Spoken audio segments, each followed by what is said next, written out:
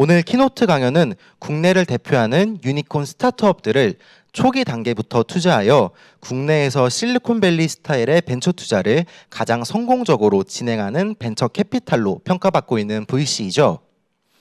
LB 인베스트먼트의 최연중 수석 심사위원님께서 비대면 산업의 투자 동향 및 전략이라는 주제로 강연 진행해 주실 예정입니다. LB 인베스트먼트는 카카오 게임즈, 마켓컬리, BTS, 무신사 등 다양한 언택트 종목에 투자하면서 화려한 포트폴리오를 자랑하고 있는데요. 어떤 전략을 가지고 초기 스타트업에 투자하는지 저도 정말 궁금합니다. 실시간 Q&A 세션도 운영하고 있으니까요. 강연을 듣다가 궁금하신 사항이 있으시면 실시간 채팅창에 댓글로 질문 부탁드립니다. 네, 그럼 바로 모셔보도록 하겠습니다. 안녕하십니까. LB 인베스트먼트의 최연중 수석 심사위원이라고 합니다. 오늘 앞서서 많은 대표님분들이 되게 좋은 시간 많이 가져주셨는데요. 저도 이 자리에 서서 여러분들께 어떤 가치 있는 시간을 드릴지 굉장히 고민을 많이 했습니다. 그래서 오늘 제가 준비한 아젠다는 총 3가지인데 일단 우리 LB 인베스트먼트에 대해서 이제 간략하게 소개를 해주셨지만 저도 간략하게 한번 소개를 하고 그럼 앞에서 이제 여러분들께 말씀드리는 이제 저에 대한 이제 소개를 간략하게 하고 이제 LB 인베스트먼트가 비대면 키워드를 가진 스타트업들의 그 어떤 투자를 했고 그 사례들을 소개하는 시간을 좀 가져보도록 하겠습니다. 그래서 저희 LB 인베스트먼트 이제 회사 소개부터 간략하게 드리도록 하겠습니다. 저희 회사는 1996년 LG 창업 투자로 출발해서 지금 현재 국내에서 이제 사업 연수 25년 된 VC로 이해를 하시면 되겠습니다. 누적 투자액은 약 1.5조 원이고 여태까지 저희가 투자한 기업 수는 520개가 넘습니다. IPO나 M&A 기업 수는 이제 105개사 이제 정도가 되고 이렇게 다양한 투자를 하고 다양한 이제 루트로 회수를 하면서 다양한 경험을 가지고 국내에서 가장 이제 투자 수익률이 높은 회사로 평가를 받고 있습니다. 최근 5개년간 회수 멀티플은 약 3.1배이고 저희가 국내에서만 투자를 진행하는 게 아니라 이제 중국에서도 그리고 혹은 동남아에도 투자를 활발하게 진행을 하고 있습니다. 중국 내 외작의 VC 순위를 보시면 이제 항상 저희 회사가 이제 50위권 안에 이제 들면서 중국 투자도 굉장히 활발하게 하고 있습니다. VC들은 이제 그 회사의 규모 자체를 이제 총 운용 자산 AUM으로 이제 평가를 많이 받는데요. LB 인베스트먼트는 2020년 말 기준으로 해서 1조 원을 약간 상회하는 수준의 펀드를 운영을 하고 있습니다. 저희 회사의 주력 펀드는 현재는 세컨더리 펀드 그리고 유니콘 육석 펀드 이렇게 2개로 구성이 되어 있습니다. 3천억짜리 펀드가 조성이 되면서 현재도 굉장히 이제 공격적인 투자를 진행을 하고 있습니다. 투자 섹터도 굉장히 다양한데 저희 회사는 이제 서비스 컨텐츠 그리고 하이테크 그리고 바이오 그리고 해외 투자 크게 이렇게 4가지 굴지로 나눠서 투자를 한다라고 이해를 하시면 되겠습니다. 투자 단계는 시리즈 A 초기부터 이제 투자하는 경우도 많고 최근에는 펀드 사이즈가 커지면서 시리즈 C 라운드에도 이제 적극적으로 투자를 진행을 하고 있습니다.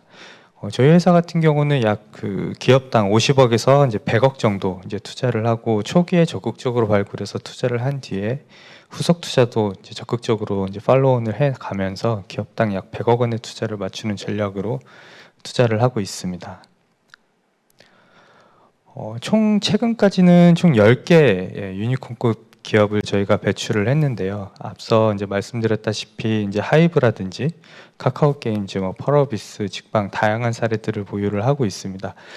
국내뿐만 아니라 이제 중국에서도 이 탄탄이라든지 이제 데이팅 앱인데 그리고 나인이원 헬스 이런 2가지 이제 유니콘 사례들을 배출을 하면서 해외에서도 이제 유니콘을 배급한 이제 사례들을 이제 보유를 하고 있습니다.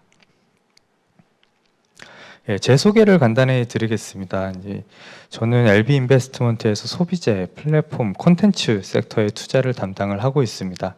저는 첫 커리어를 NRI라는 노무라 종합연구소에서 경영 컨설턴트로 시작을 했고 그 뒤는 TP 파트너스라는 프라이빗 에쿼티 회사로 이직을 했습니다.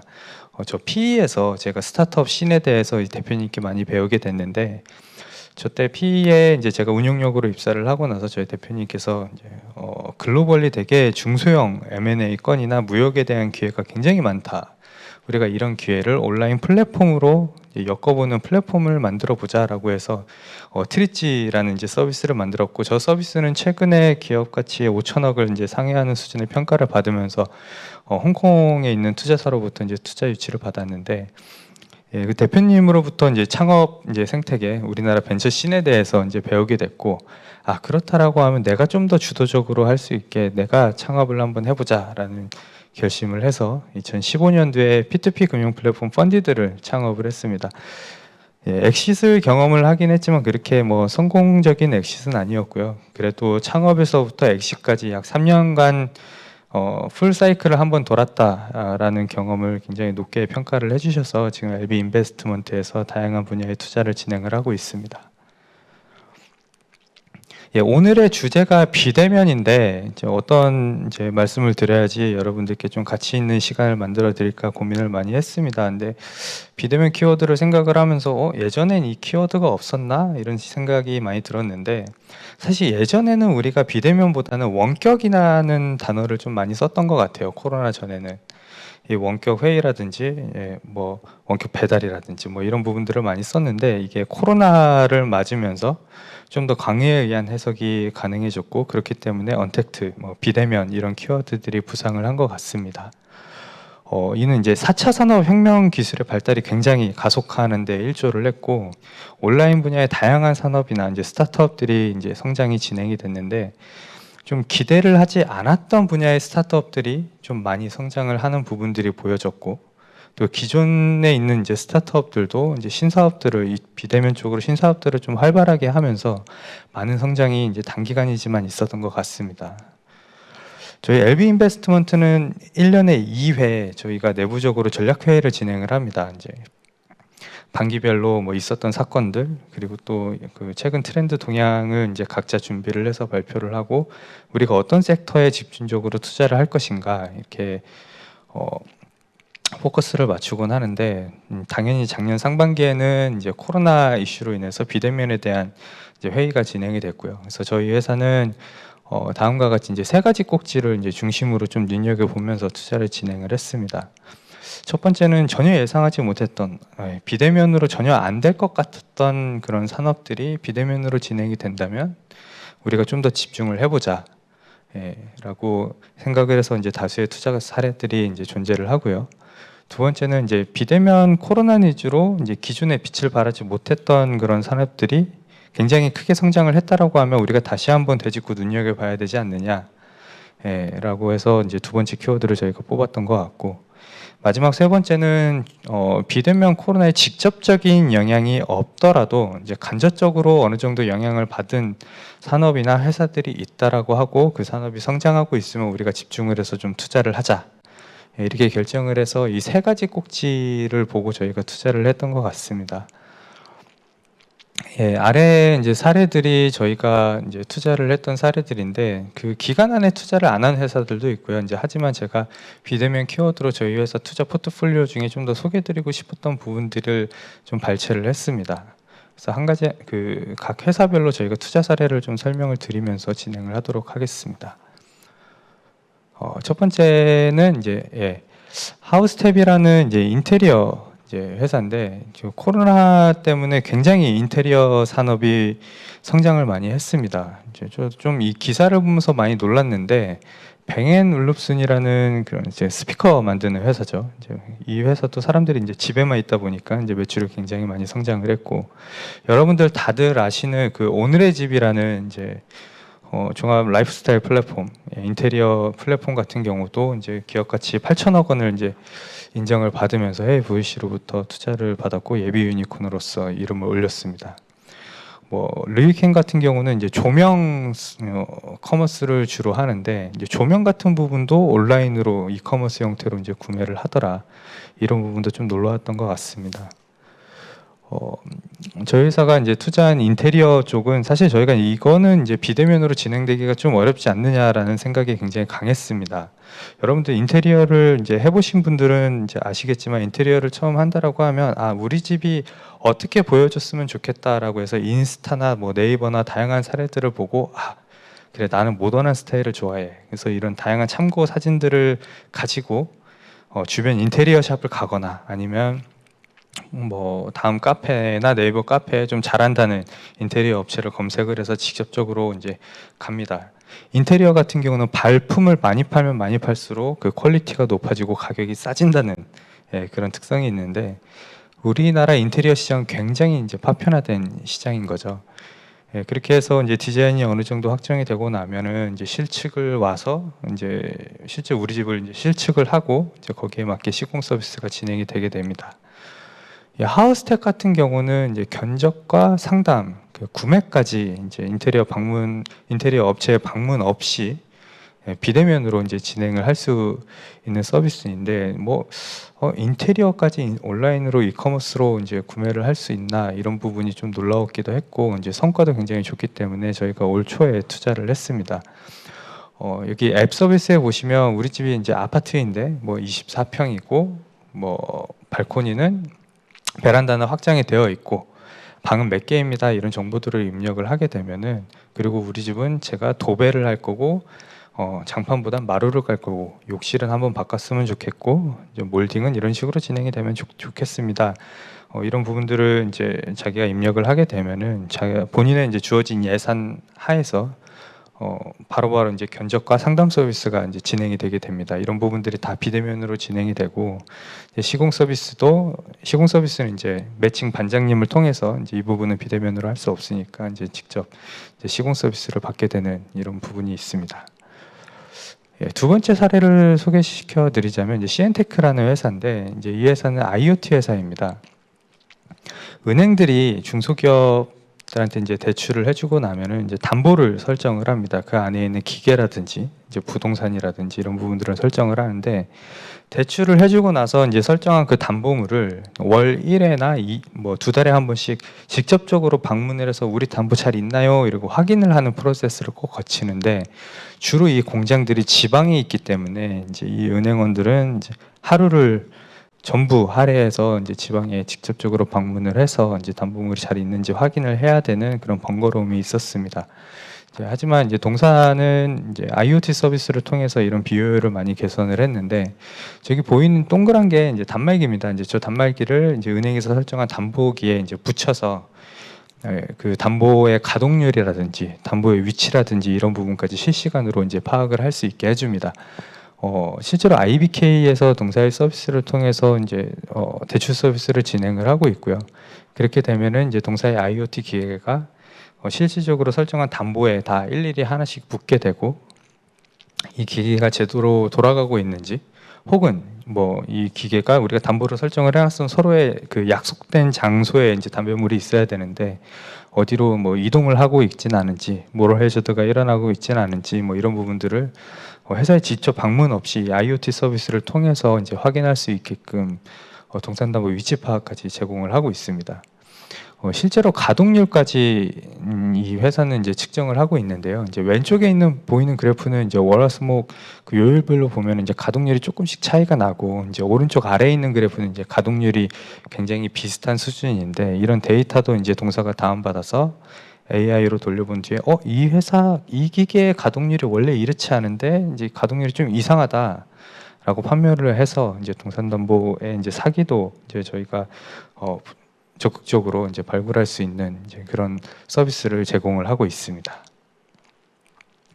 그 비대면 하면 빼놓을 수 없는 키워드 중에 하나가 이제 스마트 워크인데 요즘 코로나 때문에 재택근무들 많이 하시잖아요. 기업들의 굉장히 핫한 키워드들도 이제 스마트 워크인데 우리나라는 아직까지 그 선진국들에 비해서는 이제 시차 출퇴근제나 탄력 근로 시간이나 재택근무 비율이 굉장히 낮습니다. 물론 이제 해외에서는 인구 구조의 고령화라든지 이제 출산율 저하라든지 이런 이슈로 스마트 워크가 굉장히 먼저 도입된 부분이 있지만 아직까지도 우리나라는 이 부분에 이 선진국들과 비교를 했을 때 굉장히 낮다라는 부분이 있고, 최근에 저희가 이제 직방 그 사례를 좀 보고 저는 굉장히 놀라웠는데, 요즘에 메타버스 키워드가 굉장히 핫해요. 근데 뭐 리니지 혹은 뭐 카트라이더 이런 것들도 이제 뭐 알고 보니 메타버스였다 뭐 이런 얘기들도 있는데, 메타버스의 개념 자체가 약간 저 혼자 생각했을 때는 좀 많이 흔들렸고, 하지만 이 직방이 이제 하고 있는 이제 메타폴리스라는 뭐 서비스를 보고 나서 이게 진정한 메타버스구나라는 힌트를 조금 저도 얻을 수 있었던 것 같습니다. 직방 사무실이 원래 강남역에 GT타워에 있었는데 최근에 임대 기간이 남았음에도 불구하고 사무실을 다 없앴습니다. 직원들이 이제 그러면 직원들은 어디로 출근을 하냐? 이제 메타버스에 있는 이제 직방의 사무실로 출근을 합니다. 집에서 본인이 이제 컴퓨터를 켜고 이제 본인의 아이디로 로그인을 하고 그 자신의 아바타를 설정을 합니다. 그러면 이제 게임 같이 이제 본인이 근무하기로 한 층수 엘리베이터를 타고 이제 4층에 도달을 하게 되면 이제 사무실에 존재를 하는데, 그 가는 과정에도 이런 전광판 같은 것도 있고요. 향후에 이런 것도 좀 광고를 심으면 충분한 수익 모델이 되지 않을까, 이런 상상도 충분히 할 수 있는 부분이고, 들어가게 되면은 이제 직방에 계신 분들이 저렇게 사이버 세상에서 이제 다들 이제 출근을 완료하신 분들은 저렇게 아바타가 뜹니다. 옆에는 이제 회의실도 보이고요. 이제 본인이 이제 회의 시간이 되면 미리 약속된 회의실에 가게 되면 이제 아래에 있는 그림처럼 이제 회의에 참석자들의 그 얼굴이 이제 사진처럼 이렇게 뜨면서 이제 즉각적으로 이제 회의를 할 수 있게끔 저는 재택근무 시설을 솔루션을 만들어서 이제 직원들은 100% 이제 재택근무에 들어갔고요. 아직 직방이 좀 재밌는 얘기는 하나 이제 구현을 못한 게 있다라고 하는데, 그게 이제 스몰톡입니다. 뭐 집에서 뭐 회사에서 근무를 할 때 뭐 배고프다, 우리 밥 좀 일찍 먹으러 갈까? 뭐 옆 사람한테 이렇게 얘기를 할 수 있는데, 아직 그런 스몰톡 부분은 이제 구현이 아직 안 됐다라고 해요. 이제 이런 부분까지 구현이 된다라고 하면 많은 회사들이 동사의 솔루션을 통해서 재택근무를 직접적으로 도입하지 않을까라는 생각을 하게 됐습니다. 두 번째 키워드는 이제 비대면 코로나로 뭐 이렇게까지 성장을 했다고 하는 키워드인데, 여러분들 다들 아시는 이제 바로고라는 이제 회사입니다. 이 회사는 이제 뭐 배달의 민족이나 뭐 쿠팡이츠라든지 이런 앱 서비스에서 주문이 들어오면 실질적으로 배달을 이제 대행해주는 배달 대행 플랫폼인데, 기존에 우리가 코로나 전에를 생각을 해보면 실제로 배달을 하고 나서 결제는 이제 대면으로 이제 배달 기사분이 오시면 거기서 카드로 결제하는 부분들이 굉장히 많았는데, 비대면 니즈가 상승을 하면서 회사가 한층 더 이제 성장을 할 수 있었는데, 선결제 비중이 굉장히 많이 높아졌다라고 합니다. 이제 뭐 다양한 이유가 있겠지만 1인 가구의 성장이라든지 뭐 여성들 이런 부분들이 이제 선호를 이제 하기도 했고, 아무래도 이제 비대면으로 음식을 이제 받을 수 있다, 그리고 배달하시는 분과 직접적으로 접촉이 없어도 된다라는 부분 때문에 이제 선결제 그 주문이 굉장히 많아졌고, 이렇기 때문에 배달 시장이 커지는데도 굉장히 일조를 했다라고 합니다. 두 번째 사례는 이제 피펫인데, 이 회사를 처음 만났을 때는 이제 이 소변 키트 부분이 그렇게 막 크게 성장을 하지는 못했는데, 이제 최근에 비대면 이슈를 타고서 많이 성장을 한 것 같습니다. 우리 그 반려동물 산업도 일종의 코로나에 굉장히 많은 수혜를 봤죠. 아이들의 맨날 집에만 있으니까는 뭐 반려동물 하나 키우고 싶다, 혹은 1인 가구들도 굉장히 많아졌고요. 거리두기를 하면서 이제 사람들이 집에 많이 있으니까 적적해서 이제 반려동물들 많이들 키우신다라고 합니다. 근데 반려동물이 아프면 사실 애가 오늘 아픈가? 사람이면은 이제 컨디션이 그냥 단순한 컨디션이 안 좋겠지라고 이제 판단할 수가 있는데, 동물과는 이제 소통이 안 되기 때문에 좀만 우리 아이가 좀 이상하면은 바로 이제 병원으로 데리고 가고는 합니다. 병원에 이제 데려가면은 이제 바로 이제 소변 키트로 이제 동물이 오줌을 쌀 때까지 기다리고, 소변을 보면 이제 그 소변 키트를 묻혀서 이제 의사분이 판단을 하셔서 이런 질환이 의심이 됩니다, 이렇게 이제 말씀을 해주시는데, 이런 일련의 과정들을 이제 집에서 이제 할 수 있게끔 그 키트를 이제 만들어서 제공을 하고 있고요. 비용도 굉장히 압도적으로 쌉니다. 주문해서 강아지가 집에서 싼 소변을 이 키트로 묻혀서 이제 핸드폰으로 촬영을 하게 되면은 이제 AI로 10가지가 넘는 다양한 질병에 대한 질병 징후를 이제 확인할 수 있게끔 합니다. 이제 동사 같은 경우는 이런 이제 데이터들을 이제 모으게 되면 향후에 이제 비대면 진료라든지 이런 부분까지도 좀 큰 수혜를 볼 수 있기 때문에 큰 경쟁력으로 더욱 강력해질 거라고 보고 있습니다.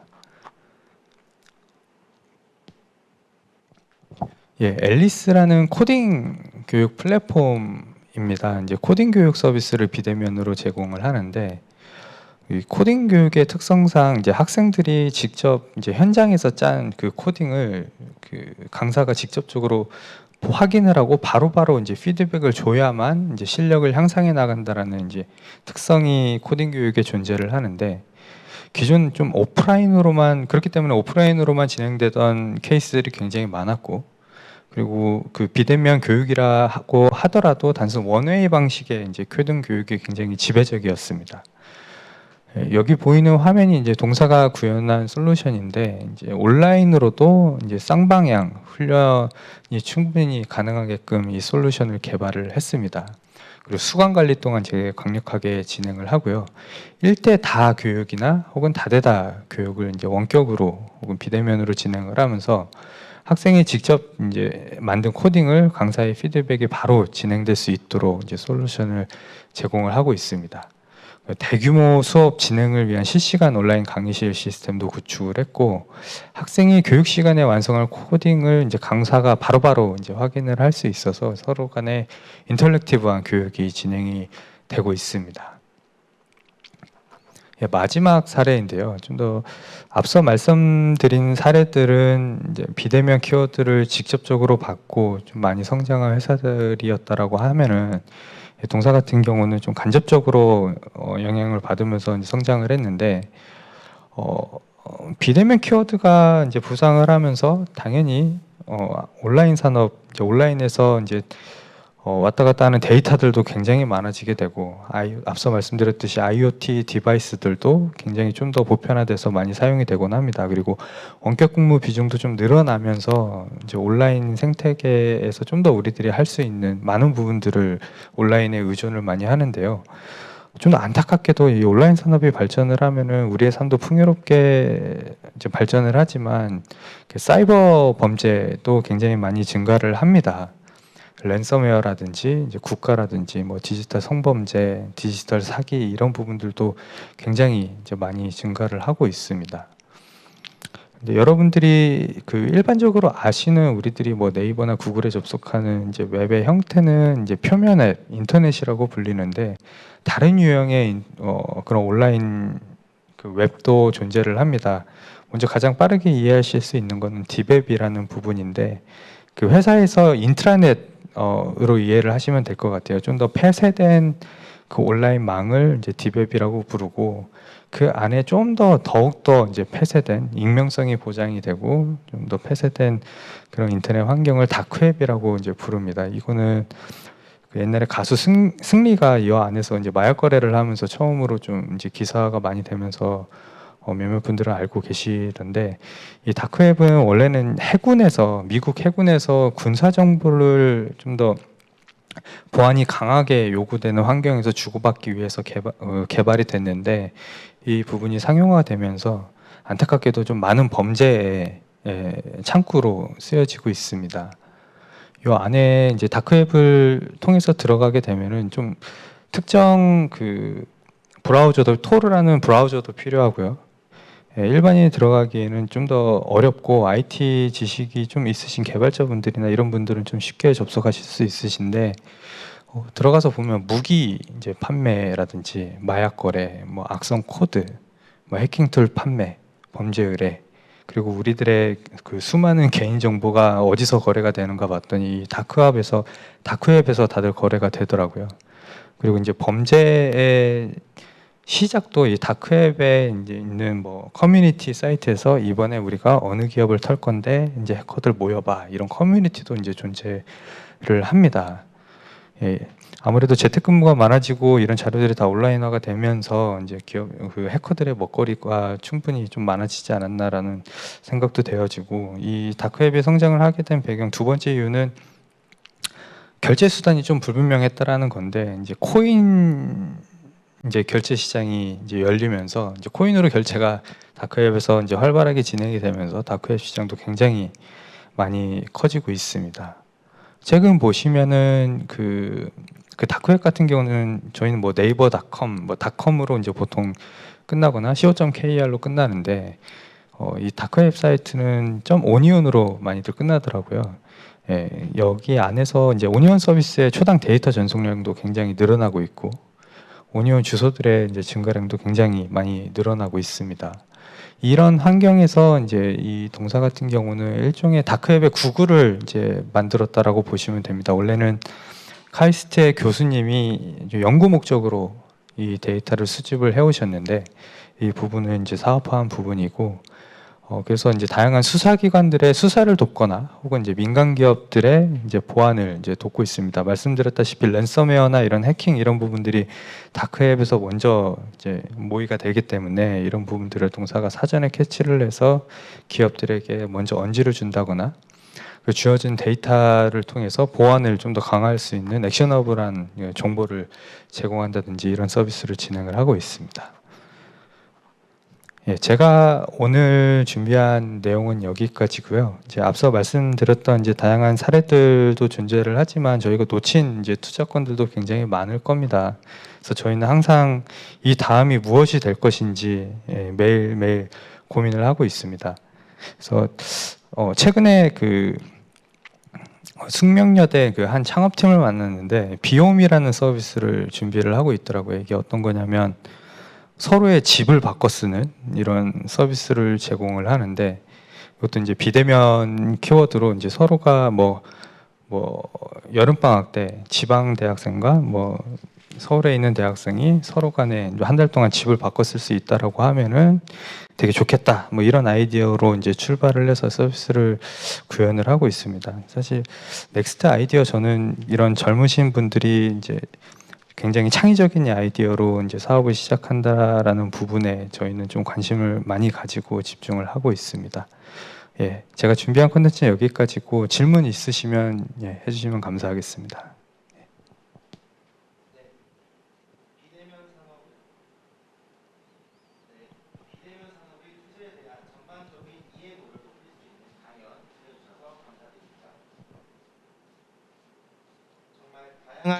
다양한 분야의 스타트업이 비대면 산업과 연관이 되어 있는 것 같은데요.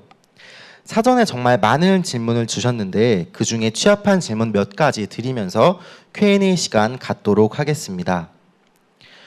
투자 심사를 받을 때 투자자들이 중요하게 보는 항목은 무엇이 있나요? 세 가지만 말씀 부탁드립니다.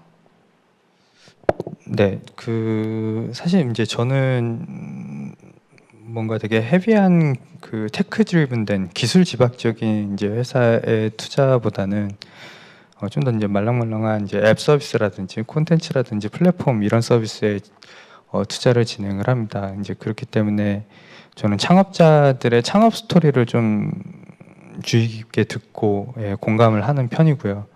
단순히 이 시장 기회만 있다라고 해서 진입해서 이제 사업을 한다라고 하면은 사실 그 대표님의 이제 전문성도 많이 떨어지는 것 같고, 그래서 저는 대표님이 과거에 어떤 히스토리로 이제 살아오셨고 그 백그라운드를 어떻게 활용을 해서 이제 사업을 하시는지 이런 부분들을 좀 많이 보는 것 같고, 두 번째는 이제 아이디어의 창의성인데, 요즘은 사실 저도 전혀 저희 이제 수많은 VC 분들도 전혀 예측하지 못했던 서비스들이 굉장히 많은 성장을 하는 세대고, 특히나 이제 MZ 세대 같은 경우는 저희도 좀 이해하기 어려운 서비스 분들이 이제 많이 성장을 하기 때문에 이런 부분들 좀 창의적인 독특한 비즈니스들 이제 많이 집중을 하고 있습니다. 다만 이런 비즈니스 같은 경우는 초기에 저희가 투자를 하기에는 아이디어만 보고 투자를 하기에는 조금 어렵고, 이제 그만큼 이제 수치가 어느 정도 지표가 백업이 돼야만 이제 투자가 진행이 되는 것 같습니다. 이제 마지막은 이제 팀원분들도 함께 많이 보고 있습니다. 이제 물론 대표님이 굉장히 뛰어나신 분이지만 스타트업은 이제 저도 한번 해보니까 저 혼자 할 수 있는 게 아니더라고요. 그래서 다양한 팀 멤버 구성원들도 이제 함께 보면서 이런 부분들 이외에도 다양한 부분들을 저희가 확인을 하고 같이 공감을 하고 투자를 하고 있지만 크게 세 가지로 꼽으라면 이 부분인 것 같습니다.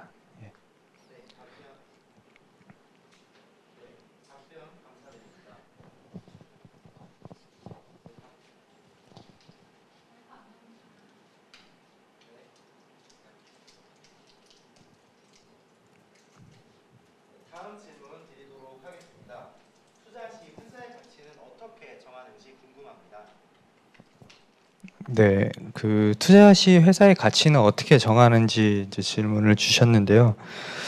사실 뭐 비상장 회사이기도 하고 회사가 대부분의 회사들이 수익을 못 내고 있는 그런 경우들이 굉장히 많습니다. 그렇기 때문에 저희는 대부분이 이제 상대 가치 평가로 이제 투자를 진행을 하고요. 좀 유사한 서비스가 과거에 어느 정도 투자한 사례가 있다라고 하고 그 부분보다 우리 회사가 제가 투자를 하고자 하는 기업이 어느 부분이 뛰어나다라고 하면 거기서 플러스 알파라는 이제 기업 가치가 매겨지는 거고 이런 부분이 좀 더 부족하다라고 하면은 거기서 기업 가치에서 마이너스 이제 알파가 어느 정도 매겨져서 이제 기업 가치를 평가를 하는데 사실 정답이라는 건 없는 것 같습니다. 이제, 하지만 앞서 말씀드린 지금 세 가지 부분을 제가 공감을 한다라고 하고 이제 회사의 성장성이 충분히 보인다라고 하면 대표님과 어느 정도 컨센서스가 있는 수준의 밸류에이션으로 저희가 투자를 하는 것 같습니다. 네, 답변 감사드립니다. 다음 질문 드리도록 하겠습니다. 주로 어떤 경로로 투자 대상 스타트업들과 만나게 되는지 말씀 부탁드립니다. 네, 굉장히 많은데요. 주로 이제 주변에서 소개를 이제 해주시기도 하고 아니면 제가 직접 이제 발굴을 하기도 하고 크게 이 두 가지 케이스로 나누는데 직접 소개를 하는 케이스는 이제 기존 주변에 친한 VC 분들이 본인들이 좀 더 초기에 투자했던 회사들 다음 라운드가 열릴 때 저한테 투자 검토를 해보지 않겠느냐라고 소개를 해주시는 분들도 굉장히 많고요.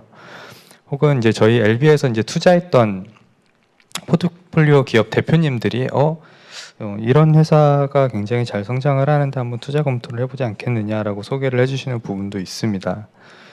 제가 이 소개를 이제 좀 받는 것보다 제가 직접적으로 이제 찾아다니면서 이런 회사가 잘 될 것 같은데 어디 없나라고 하는 부분들은 뭐 기사를 보거나 혹은 이런 이제 스타트업 행사를 다니면서 직접적으로 발굴을 하기도 하고요.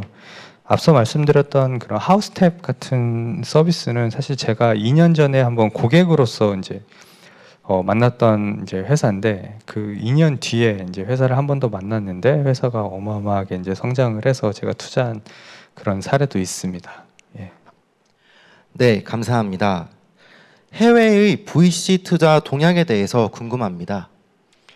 네, 해외 VC 같은 경우는 아무래도 우리나라보다 좀 더 앞서 있는 경우가 굉장히 많습니다. 그래서 저희도 해외 사례를 굉장히 눈여겨보고 있는데 비대면 같은 경우는 이제 해외에서는 뭐 우리나라의 지금 뭐 기기 이코노미나 이제 인테리어나 뭐 반려동물 서비스 같은 경우는 해외에서도 이미 그 성공 사례들이 이미 검증됐던 부분들이고 이제 그런 서비스들에 굉장히 돈이 많이 몰리는 것 같습니다. 다만 최근에 제가 이해하고 있기로는 언택트라는 이제 이 키워드 안에서는 해외에서는 어느 정도 서비스가 나올 건 다 나왔다 뭐 이런 트렌드고 새로운 먹거리를 이제 찾아다니는 것을 보고 있는데 앞서 말씀드렸다시피 우리나라는 그래도 미국보다는 좀 더 시간차가 있기 때문에 아직 우리나라에는 이제 해외와 비교를 했을 때 좀 더 언택트 이 비대면 쪽으로의 투자 기회가 있지 않을까 이렇게 생각을 하고 있습니다.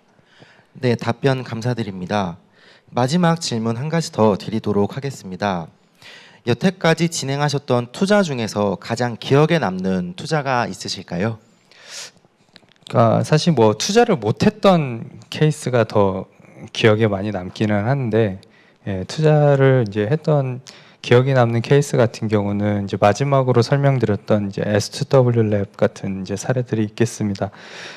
너무 생소했던 분야지만 그 산업이 굉장히 성장을 많이 하고 있었고 대표님들과 공동 창업자분들의 그 역량도 좀 믿어 의심치 않았기 때문에 굉장히 초기에 저희가 투자를 단행을 했습니다. 투자를 하면서도 이제 저희 회사나 이제 저도 이 회사가 과연 어디까지 갈 수 있을까 이런 부분에 대한 퀘스천 마크를 좀 안고 그 부분을 우리가 리스크로서 감당을 하자라고 해서 투자를 했는데 최근에 시리즈 B를 굉장히 성공적으로 마무리를 하면서 제가 믿었던 바를 좀 어느 정도 증명을 대표님께서 해주셔서 굉장히 좀 기억에 남고요.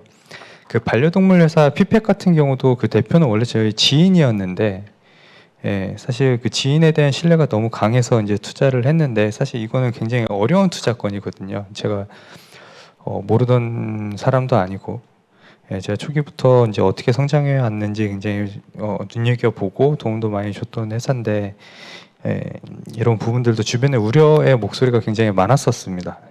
기존에 아는 사람과 이제 비즈니스 관계로 좀 얽힌다라는 것에 대한 걱정들도 굉장히 많이 해주셨는데 다행히 이 회사도 굉장히 큰 성장을 이제 하고 있어서 굉장히 저한테는 굉장히 좋은 기억으로 남고 있습니다. 네, 오늘 유익한 강연 및 답변 주신 LB 인베스트먼트의 최현중 수석 심사위원님 다시 한 번 더 감사의 말씀 드리겠습니다. 감사합니다.